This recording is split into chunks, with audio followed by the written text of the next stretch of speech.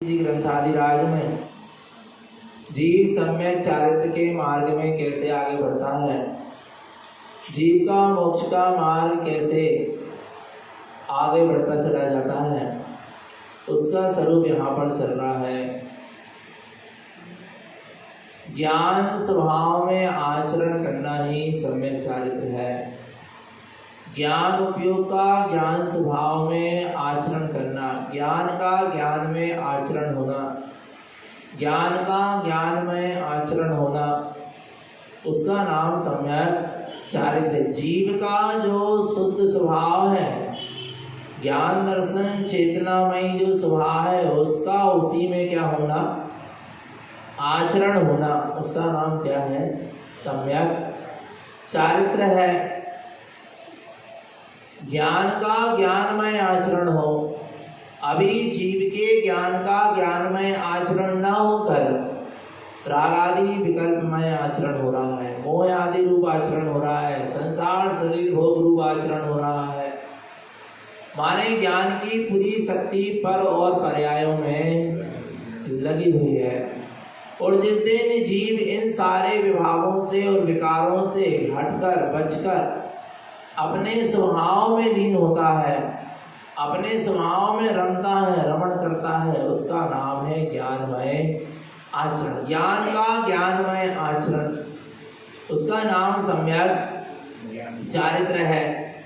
ऐसे सम्यक चारित्र के मार्ग में कैसे आगे बढ़ेंगे, तो गुरुदेव कह रहे हैं पर में परायापन होना चाहिए और अपनी आत्मा में अपनापन होना चाहिए। जब तक पर में अपनापन होगा तब तक मोक्ष का मार्ग नहीं बन पाएगा, सच्चे सुख का मार्ग नहीं बन पाएगा, क्योंकि पर में अपनापन ही जीव को दुखी किए हुए है। क्या किए हुए हैं, दुखी। कौन सी वस्तु जीव को दुखी करे है, मानता, पर में अपने पने की और अपने में परायेपन की मानता। अपने में परायापन हो गया है और पराये में अपनापन हो गया। ये जीव की बहुत बड़ी भूल है और इसी भूल को सुधारने के लिए गुरुदेव हमको ये बता रहे हैं कि अपा परुपेक्षण, तो आत्मा और पर को भिन्न भिन्न क्या करो, पहचानो, जानो, अनुभव करो। भिन्न जानो, भिन्न करना नहीं है। आत्मा और शरीर को भिन्न भिन्न करना है क्या, भिन्न भिन्न है वे, जानना है। कर्मों को और आत्मा को भिन्न भिन्न करना है क्या, भिन्न भिन्न जानना है। पहले भिन्न भिन्न जानना होगा। मोह राग देश आदि परिणामों को आत्मा से भिन्न जानना है क्या, करना है, जानना है। जैसा वस्तु का स्वरूप है उसको वैसा क्या करो, जानो। अलग कुछ नहीं करना है, तुम अलग अपने आप हो जाओगे, अर्थात अपने आप को अलग अनुभव करने लगोगे। संसार शरीर भोग विभाव विकार, इन सारे भावों से अपने आप को कैसा अनुभव करने लगोगे, भिन्न अनुभव करने लगोगे। कैसा, भिन्न अनुभव। मैं भिन्न हूँ और ये सारा संसार मुझसे क्या है, भिन्न है। ऐसा भेद विज्ञान अंदर में क्या हो जाना चाहिए, जाग जाना चाहिए। और जब ऐसा भेद विज्ञान अंदर से जागेगा तो जीव भेद विज्ञान करते करते करते करते जब तक अभेद पर ना पहुंच जाए, काय पर, भेद विज्ञान के लिए भेद विज्ञान नहीं होता, अभेद तक पहुंचने के लिए भेद विज्ञान होता है। कहां तक पहुंचने के लिए भेद विज्ञान काय के लिए है, अभेद तक पहुंचने के लिए। भेद विज्ञान के लिए भेद विज्ञान नहीं है, अभेद के लिए भेद विज्ञान है।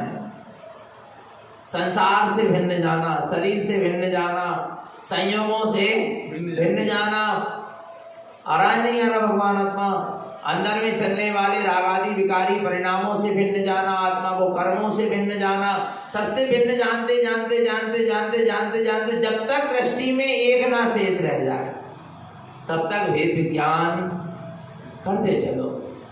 जब तक क्या एक शेष ना रह जाए, अपना निस्त्रकाली भगवान आत्मा, अपना ममलय ममल स्वभाव, अपना आत्म स्वभाव जब तक शेष ना रह जाए तब तक भेद विज्ञान करते रहना। आ रहा नहीं आ रहा भगवान आत्मा? जैसे खेत है ना, खेत में जो मिट्टी है वो अन्न से, अनाज से भिन्न है क्या? नहीं है। बोलो ना, मिट्टी भिन्न है क्या? नहीं है। आ रहा नहीं आ रहा? अनाज से आप मिट्टी को कैसा देख रहे हैं? भिन्न देख रहे हैं। जो पौधा है वो भी पौधा अनाज से कैसा है? अनाज का है पर अनाज से भिन्न है। उसको भी भिन्न देखा क्या? नहीं देखा। फिर कटाई करते क्या? नहीं करते। आ रहा नहीं आ रहा? फिर उसके उसको धान को क्या करते हो? आ रहा नहीं आ रहा? अलग करते क्या? नहीं करते। जब तो उसमें से क्या निकलेगा? चावल निकलेगा या अनाज निकलेगा, अन्न निकलेगा। अलग कर रहा है क्या? नहीं कर रहा है। कब तक करते रहोगे अलग? कब तक? जब तक अनाज शुद्ध अन्न हमें मिल ना जाए तब तक अलग करने की विधि चलती रहे। कब तक? कब तक? जब तक शुद्ध अनाज हमारे पास ना आ जाए। आ रहा है वो शुद्ध अनाज आ रहा, उसमें से दाने को क्या कर लिया? निकाल भी लिया। उसके बाद क्या करेंगे? उस दाने को सुखाते हैं। क्या करते हैं? नहीं सुखाते। उसमें जो भी और कुछ बचा रहा हो, पानी यानी, वो भी क्या हो जाए? बिल्कुल सूख जाए, अलग हो जाए बिल्कुल। ऐसे ही ये विधि चलती रहती है।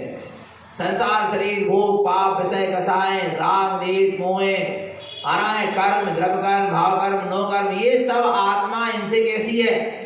भिन्न है। इनको भिन्न करने की प्रक्रिया क्या है? चलती रहती, चलती रहती। कब तक चलती रहेगी? जब तक शुद्ध आत्मा शेष, जब तक शुद्ध अन्न का दाना हमारे पास ना आ जाए तब तक।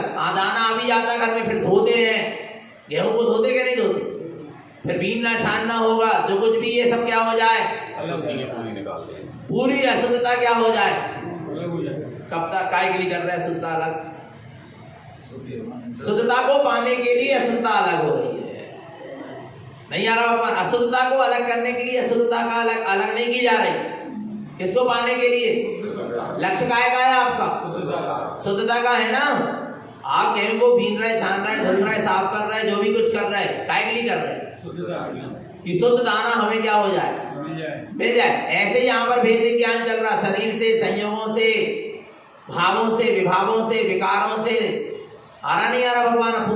पूरे संसार से भेद विज्ञान क्यों चल रहा? कि हम अपने अभेद शुद्ध स्वभाव तक पहुंच। भेद विज्ञान सबसे बड़ी कला है। कहां तक पहुंचने के लिए?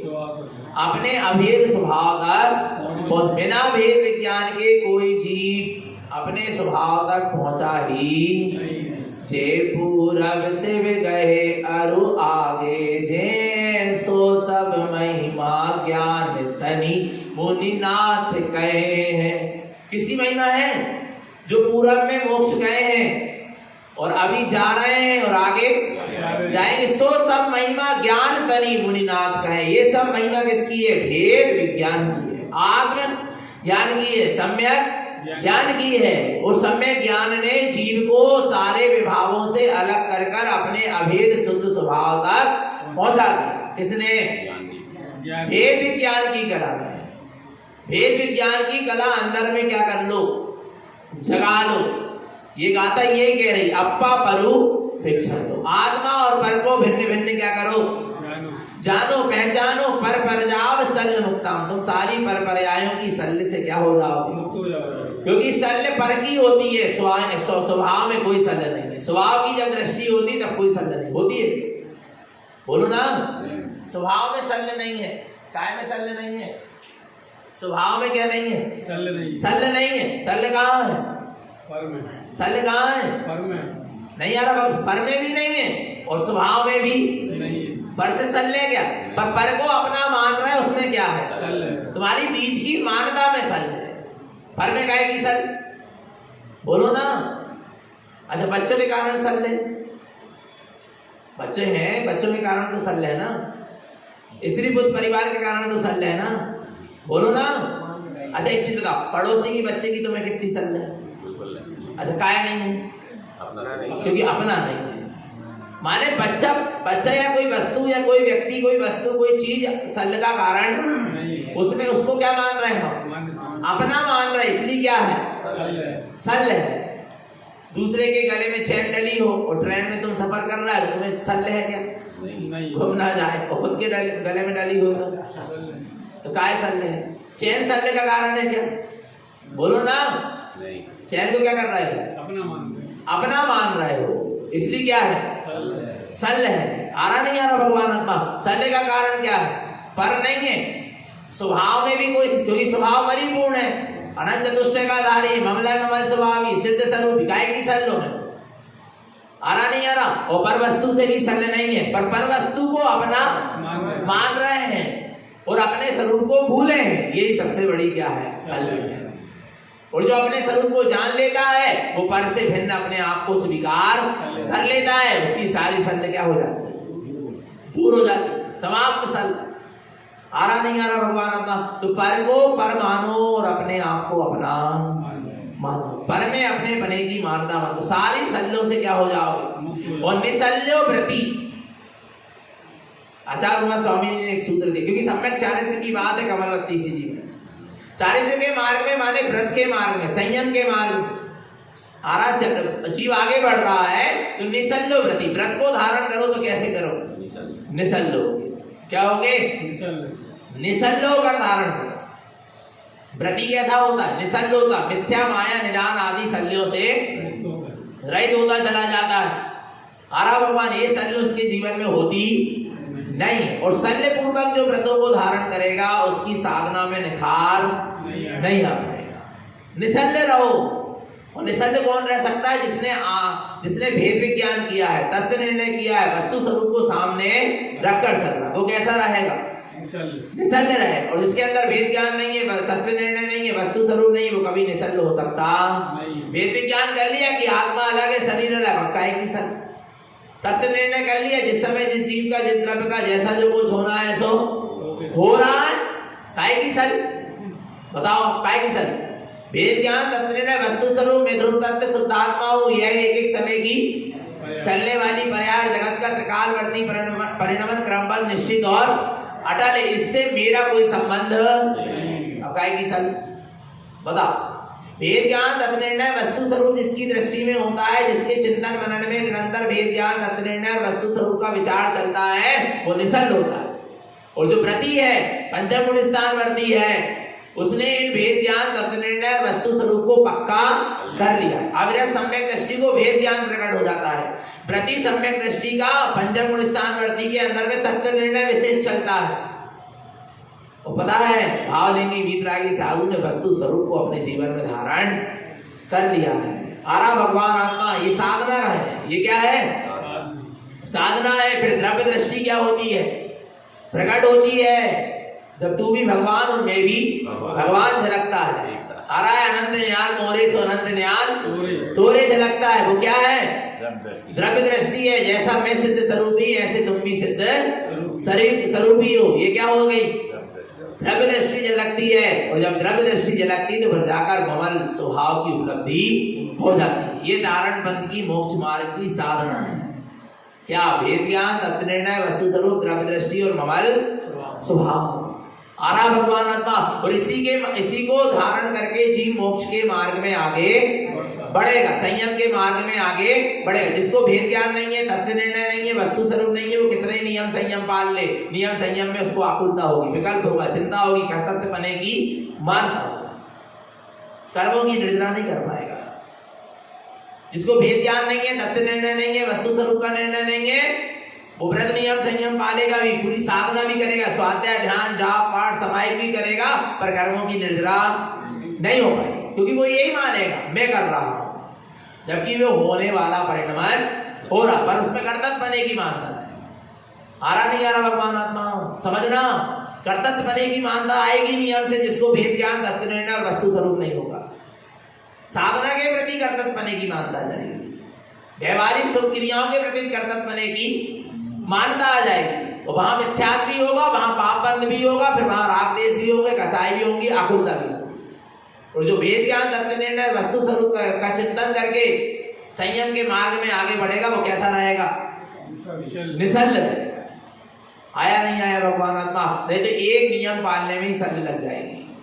क्या लग जाएगी? जैसे नियम ले लिया कि आज रात्रि भोजन का अनेक उदाहरण दे रहे हैं। वो भेद ज्ञान नहीं है। क्या नहीं है?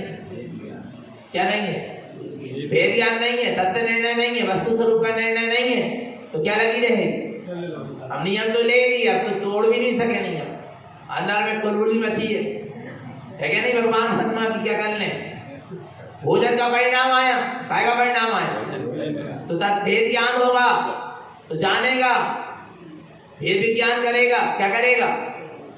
ये भोजन का जो परिणाम आ रहा वो परिणाम मेरा नहीं है, ये तो पूर्व के कर्म के उदय से आना था तो आ रहा है।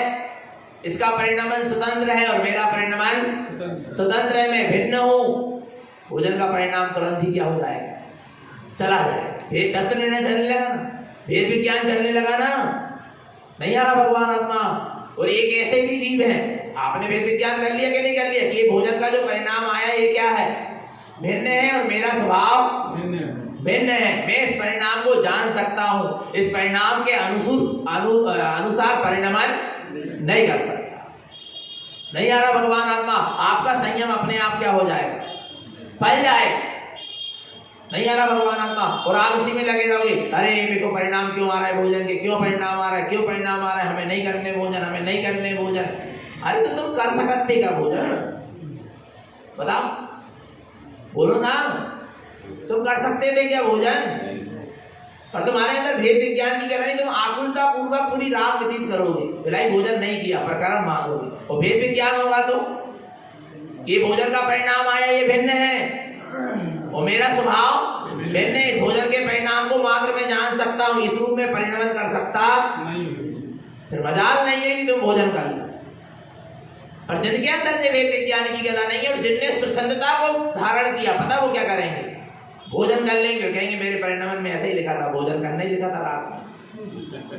जिस समय जिस जीव का, जिस द्रव्य का जो कुछ होना है ये तत्व निर्णय है। बोलो ना, ये तत्व निर्णय है क्या?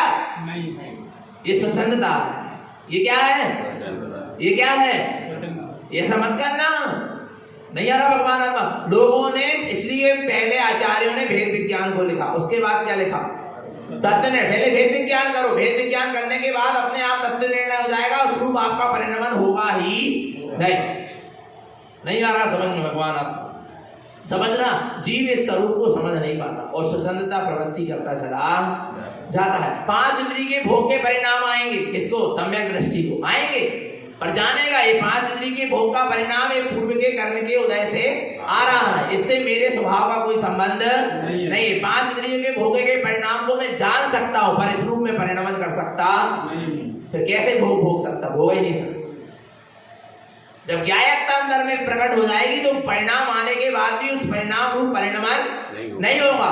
फिर वे परिणाम भी क्या हो जाएंगे? गल जाएंगे, छूट जाएंगे, फिर दोबारा वैसे परिणाम होंगे ही नहीं, क्योंकि वो परिणाम के अनुसार तुमने परिणमन किया ही नहीं। और परिणाम के अनुसार परिणमन कर लेते तो वे परिणाम और क्या होते जाते? बढ़ते चले जाते। आप ध्यान समाधि में बैठे, प्रैक्टिकल बता रहे हैं मुझे कैसे साधना होगी। आराम में ध्यान समाधि में बैठे हैं, पूर्व के कर्म के उदय से परिणाम आया, अरे अब हाथ पांव सीधे कर लो, थोड़े लेट लो, अब उठ के चलो, हो गई बहुत। तो किसने परेशान किया? मन ने, पूर्व के कर्म के उदय ने। आ रहा नहीं उस समय भेद विज्ञान करो, आ रहा नहीं आ रहा? जो शरीर को सुखियापन के परिणाम आ रहे हैं ये मेरा स्वभाव नहीं है, मात्र मैं इसको जान सकता हूँ। ये उठने का परिणाम हो रहा है, मात्र मैं इसको क्या कर सकता हूँ? जान सकता हूँ। सोने का परिणाम हो रहा है, समाधि छोड़ने का परिणाम हो रहा है, इसको मैं जान सकता। इस रूप में परिणमन कर सकता। मेरा परिणमन मेरी दर्शन ज्ञान चेतना में ही होगा, इसमें मेरा कोई अधिकार ही नहीं है, मेरी पर में चलती ही। ऐसा वेद विज्ञान करोगे उठ ही नहीं सकते तुम समाधि से, सो ही नहीं सकते, नहीं आ रहा, टिक ही नहीं सकते, पैर हाथ बदलने की जरूरत ही खत्म हो जाएगी, क्योंकि दृष्टि कहां पहुंच गई कि मेरा परिणाम मेरी दर्शन ज्ञान चेतना में चल रहा है।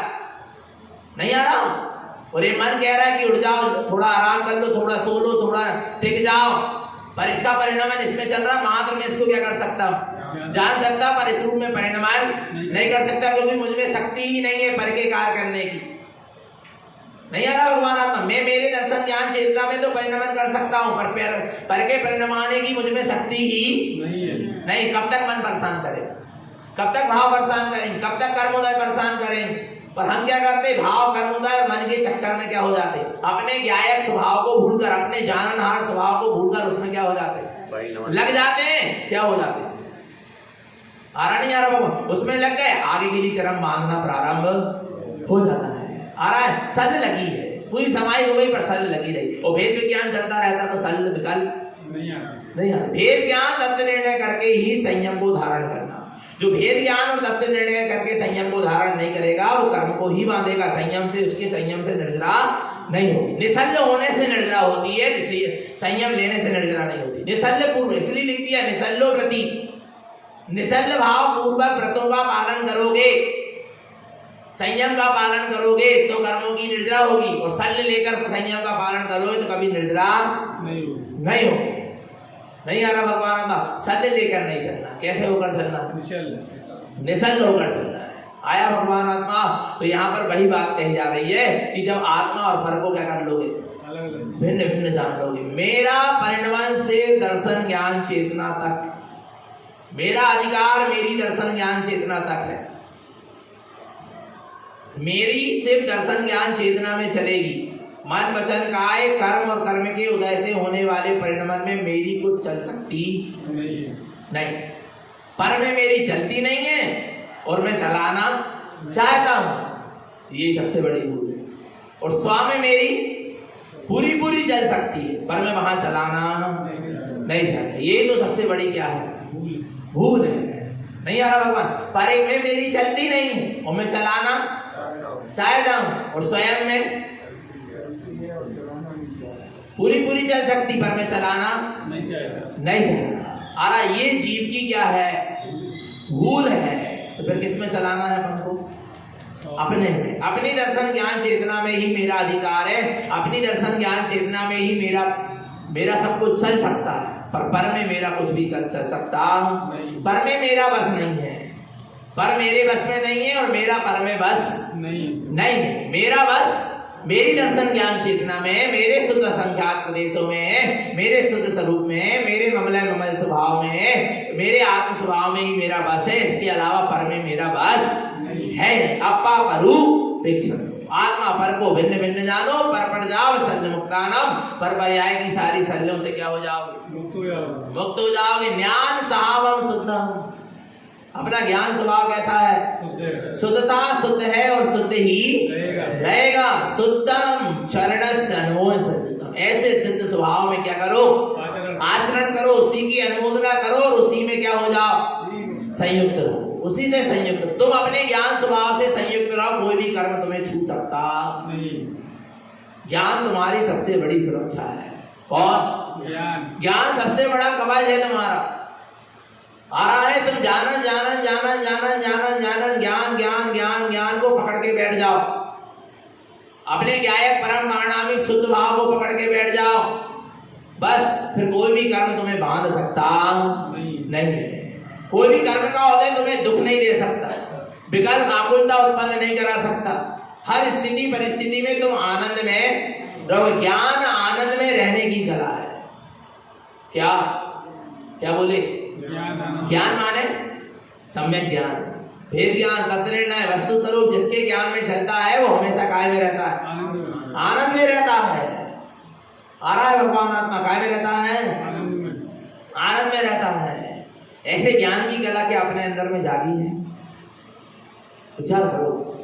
बस देखो, एक उदाहरण को आता ना कि सेठ जी थे। कौन थे, सेठ जी थे। सेठ जी की मुनि ने उनका माल आना था समुद्र से, जहाज से, समुद्र से क्या होना था, माल आना था, और जहाज क्या हो गया, बहुत तूफान आया तो वो जहाज क्या हो गया, डूब गया। मुनि ने आकर किसको बताया, सेठ जी को, कि जो माल आना था वो जहाज क्या हो गया, डूब गया। सेठ जी कह रहे हैं मैं जान रहा हूं, मैं क्या कर रहा हूं, मैं जान रहा हूं। आ रहा है, थोड़ी देर बाद वो आता है, कहने लगे सेठ जी दुख तकलीफ की बात नहीं है, चिंता की बात। सेठ जी कह रहे हैं वैसे भी चिंता नहीं। आ रहा है, वो डूबने से क्या हो गया, बच गया। तो सेठ जी क्या कह रहे हैं, मैं जान रहा हूं। दोनों स्थिति में क्या करते हैं, डूब गया सो जान रहा हूं, डूबने से बच गया सो कितनी धैर्यता है, कितनी क्षमता है, कितना सत्य निर्णय है। अच्छा डूब ही जाता और आकुल व्याकुल होके क्या करते, कर्म ही मानते ना। इसलिए भैया मैं जान रहा हूं, मैं जान सकता हूं, मैं डुबाने से इसको डूबने से बचा सकता नहीं आ रहा भगवान आत्मा। और यदि वो डूबने से बच गया है तो भी मैं क्या कर सकता हूं, जान सकता हूं, मैंने थोड़ी ना बचा है। नहीं आ रहा समझ में, नहीं आ रहा। इतनी गायकता है, इतना भेद विज्ञान है, तत्व निर्णय है। ऐसा वेद ज्ञान तत्व निर्णय वस्तु स्वरूप का चिंतन की जीव को किसी भी कर्म से बंधवा सकता नहीं। पाप के उदय में राग द्वेष नहीं हुआ और पुण्य के उदय में राग नहीं हुआ। कहाँ हुआ बताओ, डूब रहा था तो पाप का उदय था, पर कोई मतलब जान रहा हूं आ गया उदय, आ गया पाप का, जान रहा हूं इसके अलावा मैं कर ही क्या सकता हूं, मेरी पर में चले जब तो मैं कुछ करूं।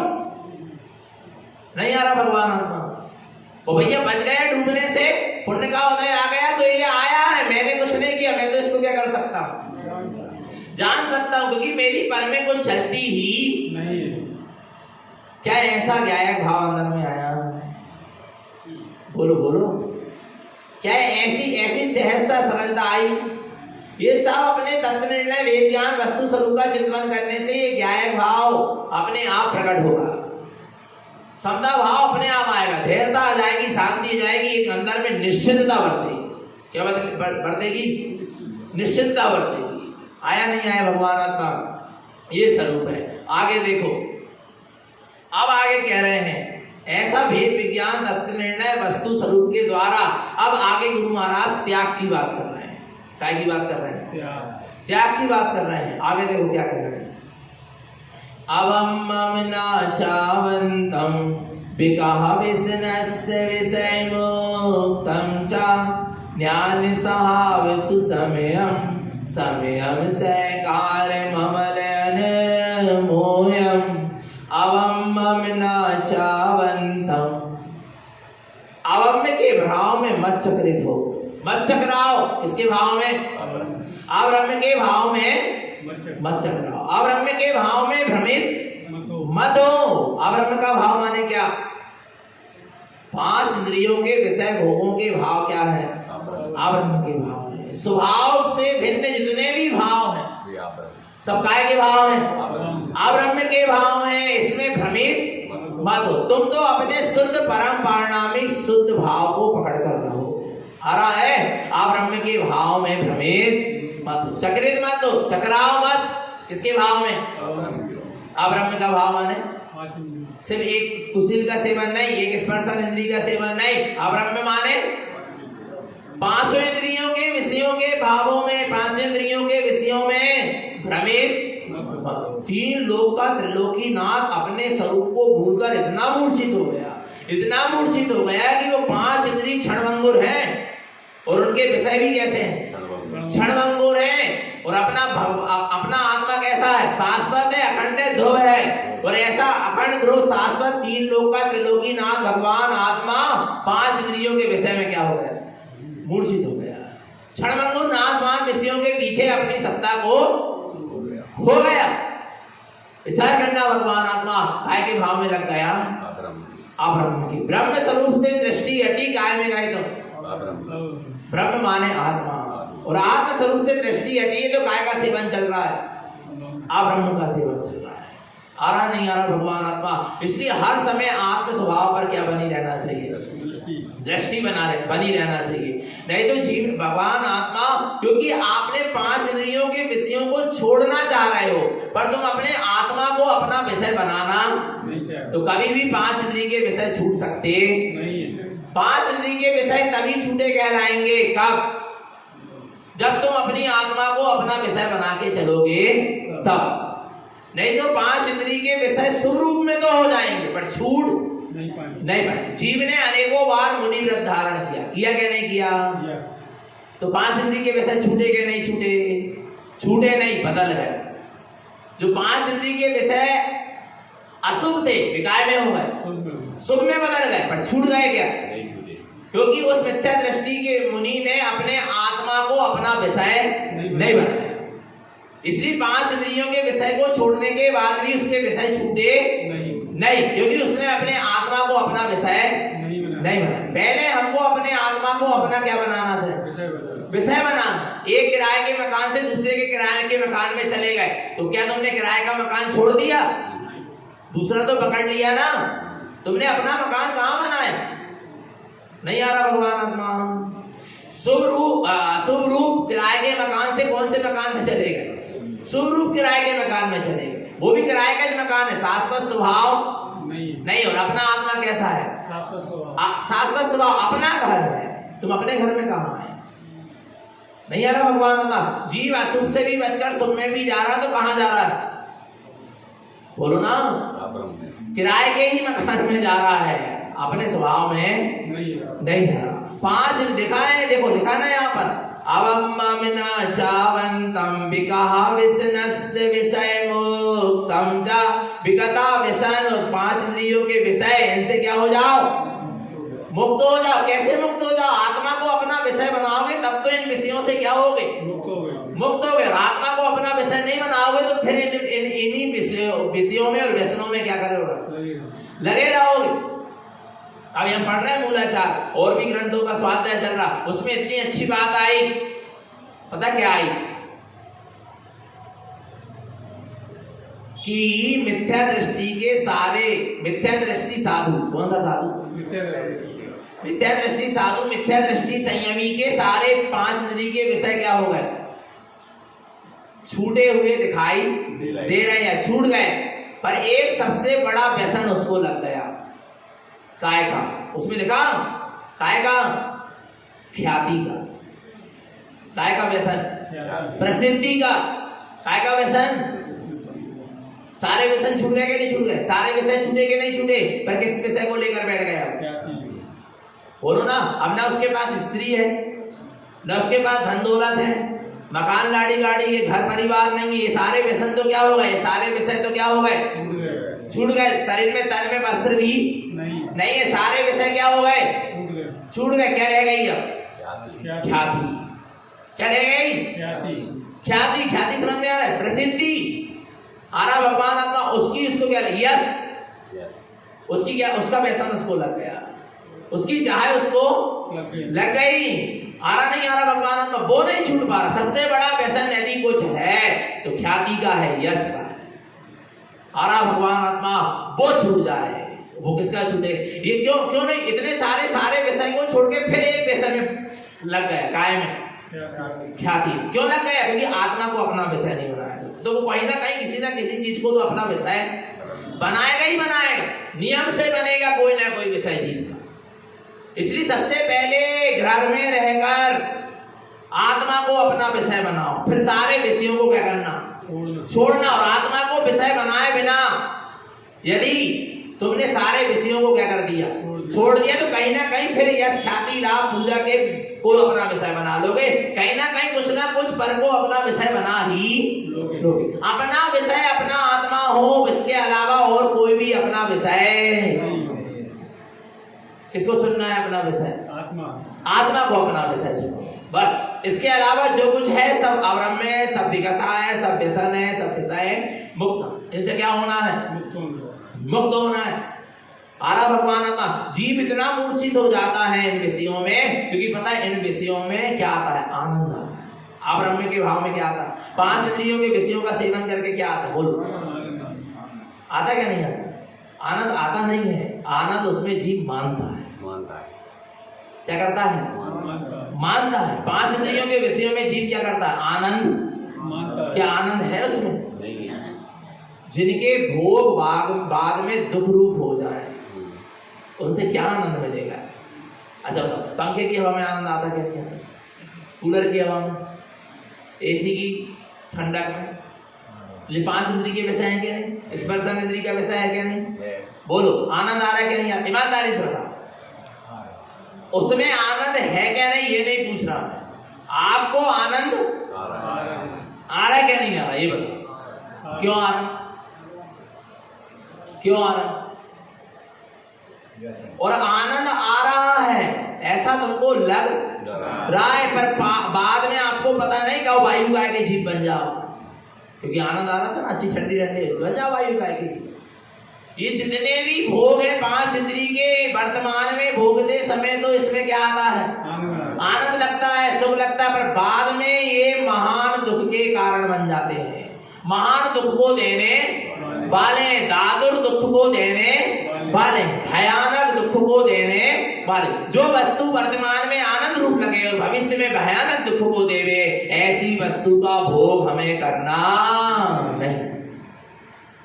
नहीं आ रहा भगवान आत्मा। ये पांच इंद्री के पूरे विषय अब्रह्म के भाव है और अब्रह्म के विषय है, और इनसे तीव्र पाप कर्म का वध बनता है। और फिर जब वे उदय में आते तो जीव नियम से क्या होता है? दुखी होता है। और आपको पता है, आपको पंखे की हवा से आनंद नहीं आ रहा, आपके अंदर में साता वेदनी कर्म का उदय चल रहा है, इसलिए आपको आनंद आ रहा है, उसमें सुख की कल्पना हो रही है। नहीं तो खूब बीमार व्यक्ति हो, क्या हो? खूब बीमार व्यक्ति। अच्छा एक चीज बता, भोजन 50 प्रकार के व्यंजन है अच्छे अच्छे, भोजन करने में आनंद आता क्या नहीं आता? बता, आता क्या नहीं आता? और वो ही भोजन एक इसको कराओ, किसको?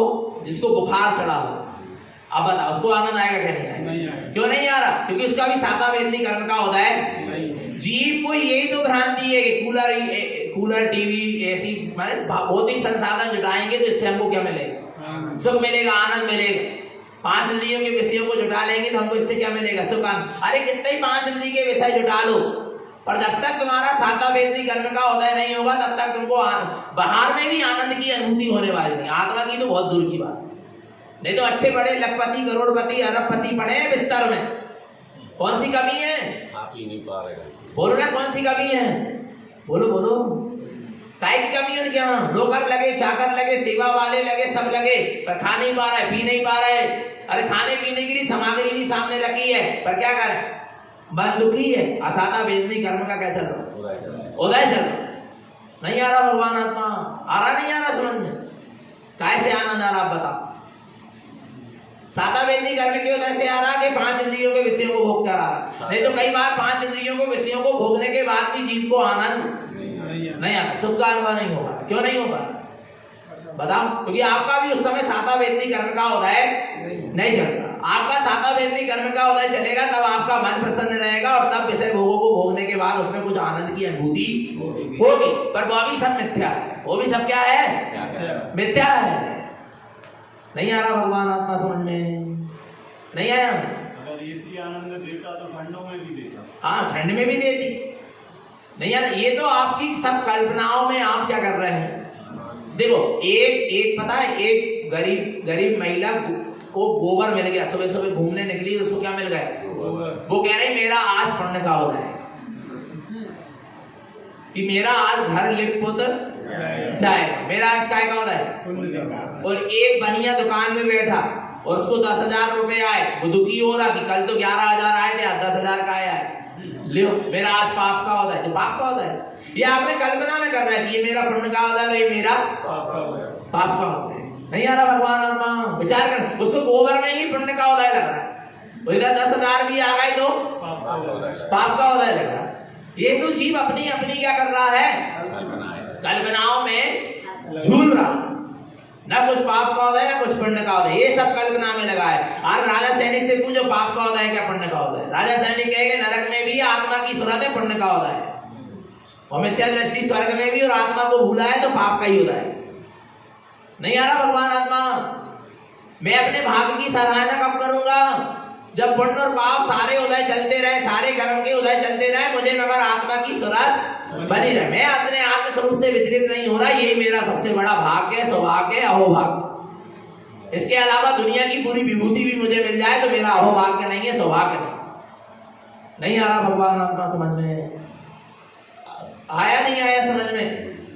सम्यक दर्शन वाला जीव कैसा होता है? सम्यक दृष्टि ज्ञानी जीव की दशा कैसे होती है, और कैसे सम्यक दर्शन, सम्यक ज्ञान, सम्यक चारित्र के मार्ग में आगे बढ़ा जाता है। आ रहा भगवान आत्मा? तो सारे और ये सारे जितने भी विषय है, भोग है, और इनसे जो सुख मिल रहा है बाद में दुख देने वाले, इसलिए इनमें सुख नहीं है, इसमें हमको सुखाभास हो रहा है, आनंद की कल्पना हो रही है। जैसे कि सूखी हड्डी को श्वान चबा रहा है। श्वान माने कुत्ता, सूखी हड्डी को क्या कर रहा है? चबा रहा है। किसको चबा रहा? सूखी हड्डी। कौन? कुत्ता। और उसको क्या आ रहा? उसको तो कहां से आ रहा? वो नहीं आ रहा भगवान आत्मा। उसको आनंद आ रहा है कि उसमें आनंद मान रहा है? जी बता, उसको आनंद आ रहा है क्या उसमें आनंद मान रहा है? मान रहा। बस ऐसे ही दस। जो पांच इंद्रिय के विषयों में आनंद मान रहा है वो कुत्तों की जैसी सूखी हड्डी चबा रहा है। नहीं आ रहा भगवान आत्मा समझ में? कछु से तो समझ जाओ। नहीं आ रहा समझ में भगवान आत्मा? विचार करना। कम से कम इतना तो मानो कि पांच इंद्रियों के विषयों में आनंद भोग रहे, वो बात एक अलग है, पर उसमें कम से कम क्या मत मान। चक्रवर्तियों ने, बड़े बड़े राजा महाराजा जो सम्यक दृष्टि रहे, रामचंद्र जी जैसे, इन्होंने पांच इंद्रियों के विषय भोगों को इनके भोगने में आए, पर उन्होंने उनमें आनंद नहीं आया। और क्या क्या प्रमाण है कि उनको उसमें आनंद नहीं आया? कि जिस समय वो पांच इंद्रियों के विषय को क्या कर रहे थे? भोग रहे थे, उसी समय उनके अंदर में गिलानी आ रही थी, छोड़ने का भाव आ रहा था। उसी समय उनको वे हे लग रहे थे, कांटे की तरह चुभ रहे थे भोगने के बाद भी। नहीं आ रहा भगवान आत्मा? जैसे सास की बात बहू को क्या हो रही? खूब चुभ रही, पर क्या करें? मजबूरी है। एक ही ठोर लड़का, एक ही ठोर बहू, रहने तो सास के साथ पड़े। नहीं तो इच्छा तो ऐसी हो रही कि दूसरे से नहीं अलग हो जा, पर क्या कर ले? नहीं आ रहा भगवान आत्मा, पर चुभ रही है, पर काय चुभ रही? नहीं आ रहा भगवान? नहीं आ, फिर भी रहना पड़ रहा है। क्यों रहना पड़ रहा? क्या करते हैं? कर्म के उदय में भाई लिखी है, भाई के साथ कर्म बने तो रहने तो पड़ेगा, पर चुभ रहा है कि कब जल्दी से सास का संयोग क्या हो जाए, छूट जाए, अलग हो जाए, खिलखिल खत्म। नहीं आ रहा भगवान आत्मा? ऐसे ही सम्यक दृष्टि ज्ञानी विषय भोगों के बीच में है, पाप विषय कसाय के बीच में है, ग्रस्त अवस्था में, पर उसको वो क्या हो रहा है? अंदर से चुभ रहा है कि कब वो मौका है जल्दी से इनसे हम अलग छूट जाए। क्या इतनी चुभ रही है? सास की बात तो चुभ रही है, पर भगवान आत्मा ये पांच विषयों के विषय भोगते समय भी आपको चुभ रहे हैं, जे कांटे की तरह लग रहे हैं कि अच्छे लग रहे हैं, सुहा रहे हैं? बोलो, कम से कम पांच इंद्रियों के विषय भोगों को छोड़ नहीं पा रहे, तो उनके प्रति जो आनंद की मानता है, सुख की मानता है, बातों कम से कम क्या कर दो? छोड़ो। नहीं आ रहा भगवान आत्मा? अंदर से खेद लगे, अंदर से दुख लगे, कहां लगाऊं मैं? तीन लोक का त्रिलोकीनाथ, कहां क्षणभंगुर पांच इंद्रियों के विषयों को भोग रहा हूं? मेरा विषय तो अनंत चतुष्टय है, मुझे तो अनंत चतुष्टय का भोग करना था, अनंत सुख का, मुझे तो अनंत दर्शन, अनंत ज्ञान, अनंत सुख, अनंत बल का भोग करना था। वो मैं काय के भोग में लग गया?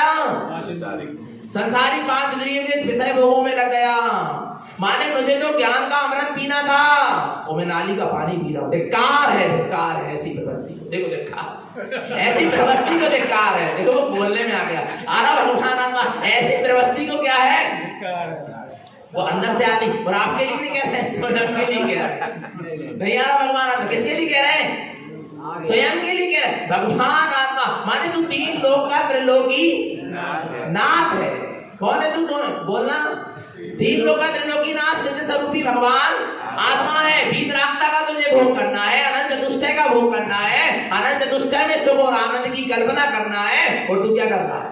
पांच इंद्रियों के विषय भोगों में सुख की मान्यता कर रहा है। माने तू नाली के पानी में क्या मान रहा है? सुख मान रहा है। विचार करना भगवान आत्मा, ये सब नाली के क्या है? पानी के समान है। समझ लेना भगवान आत्मा है। विचार करो, तीन लोक का त्रिलोकीनाथ किसमें सुख की कल्पना करता है? आया नहीं? ऐसी विपरीत प्रवृत्ति को, ऐसी मिथ्या मान्यताओं को क्या है? वास्तव में धिक्कार है।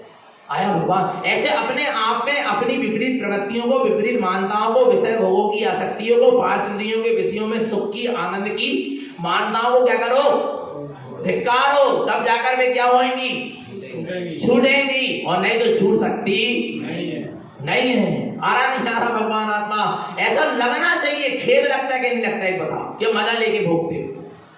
क्या आनंद लेके भोगते? क्या अपने स्वरूप को भूलकर भोगोगे तो आनंद आएगा, और अपने स्वरूप को सुरत रख के पांच इंद्रियों के विषय को यदि भोग में भी आएंगे तो उसमें आनंद बड़ी नीरसता लगेगी। क्या लगेगी? क्या लगेगी? बोलो ना। नीरसता लगेगी।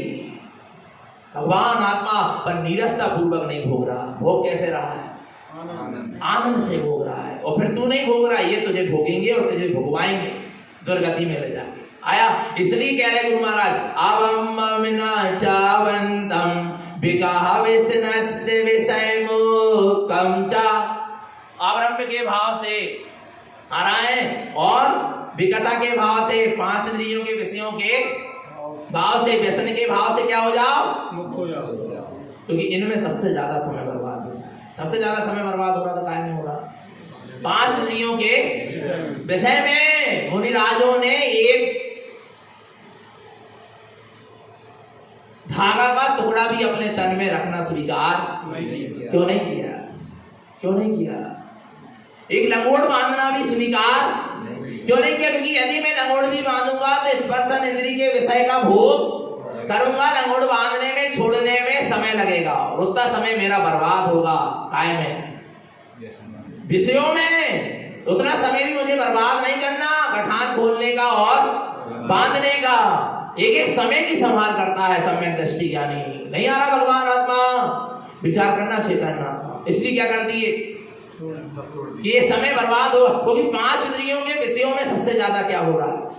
समय बर्बाद। पांच इंद्रियों के भोगों में आपको पता है, आप जो सुबह 8 बजे से लेकर रात के 10 बजे तक दुकान में बैठे हो, इसमें पांच इंद्रियों के विषयों की पूर्ति के लिए ही आप दुकान में बैठे हो। उससे जो धन कमाओगे, इससे पांच इंद्रिय की पूर्ति में ही तो लगाओगे ना उसको।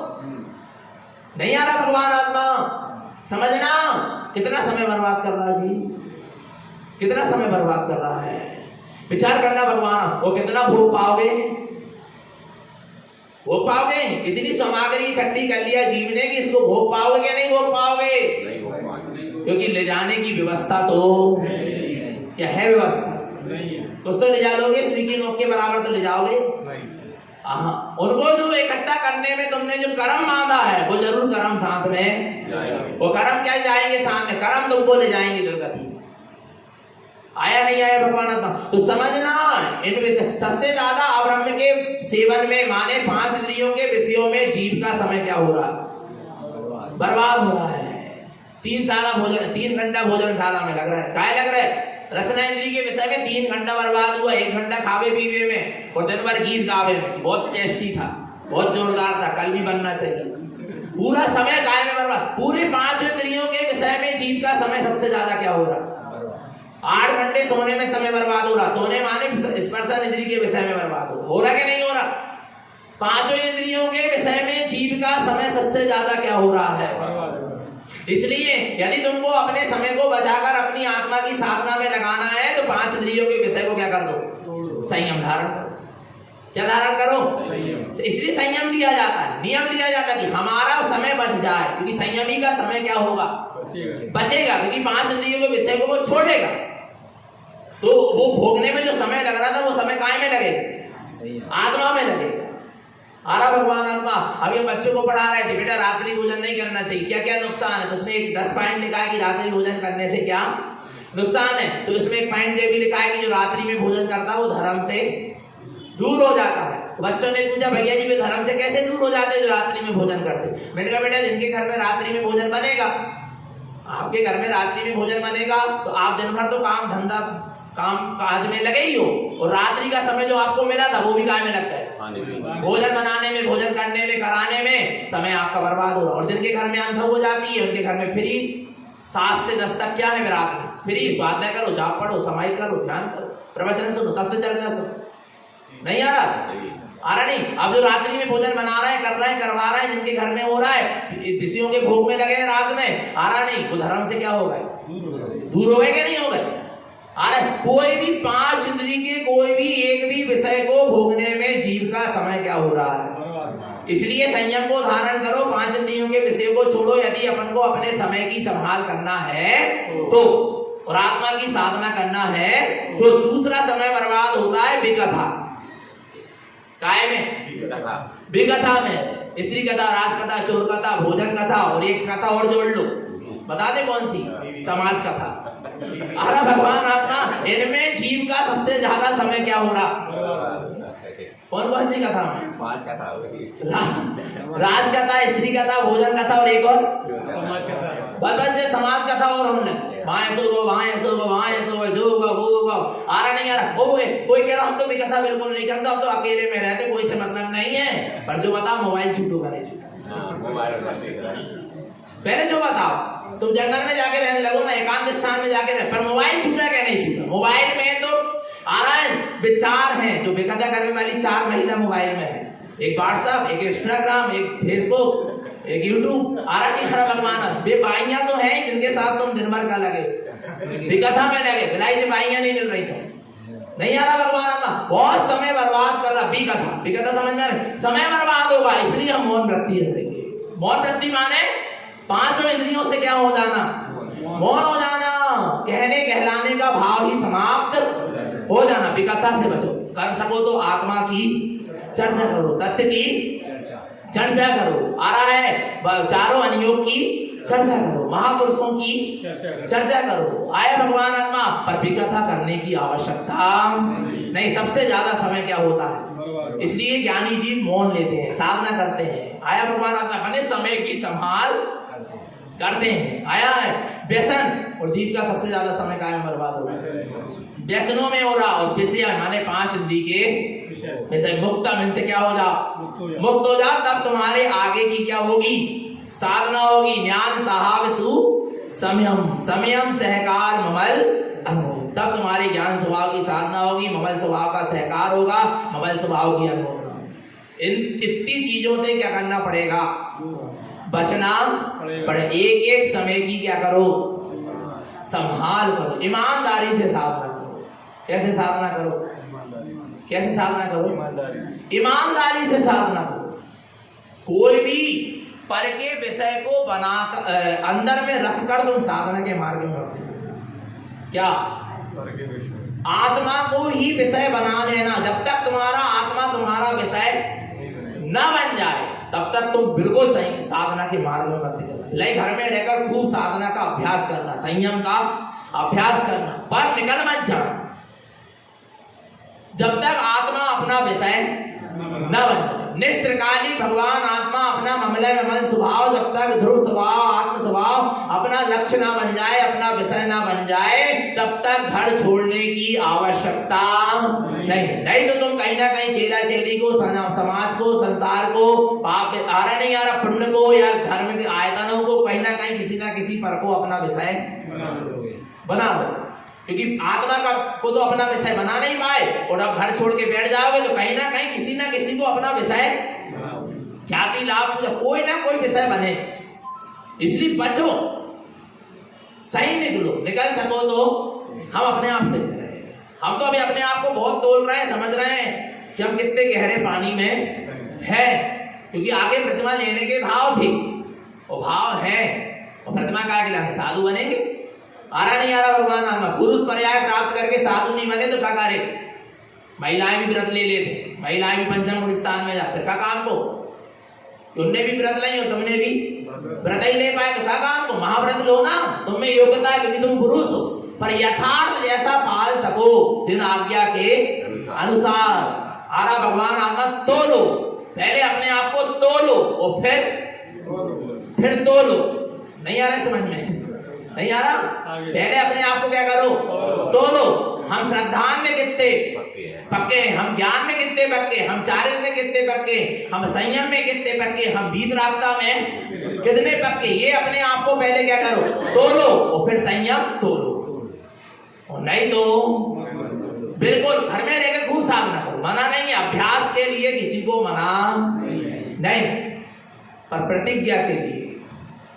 अभ्यास के साथ साथ जब प्रतिज्ञा लेने की बारी आए तो अपने आप में, हम अपनी आप में, अपने ज्ञान में हम खरे उतरे क्या नहीं उतरे?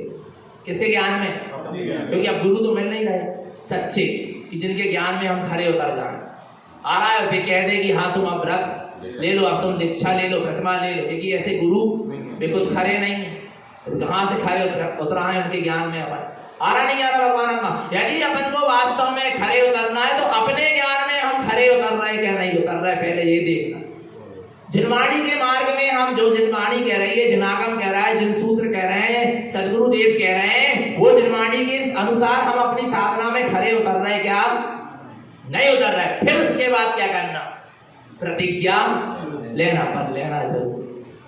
जीवन में संयम को जरूर क्या करना? घबराना नहीं है ऐसी स्थितियों को देख। अरे आन दो, कई परेशानी आती, पर क्या करना? हमको आगे बढ़ना है। पर पहले तोलो, पहले क्या करो?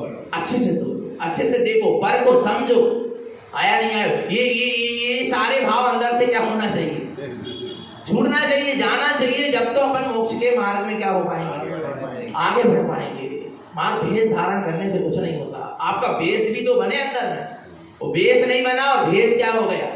बन गया, तो भेष कोई काम का नहीं। आया नहीं आया भगवान आत्मा, तो समझो इन चीजों को। तो निरंतर अपने ज्ञान स्वभाव की दृष्टि रखें, अपने निस्वभाव की दृष्टि रखें, निरंतर निश्चित आत्मा की सूरत बनी रहे, अपना सबका जीवन सम्यक और संयम में बना रहे। बोले आचार्य प्रवर श्री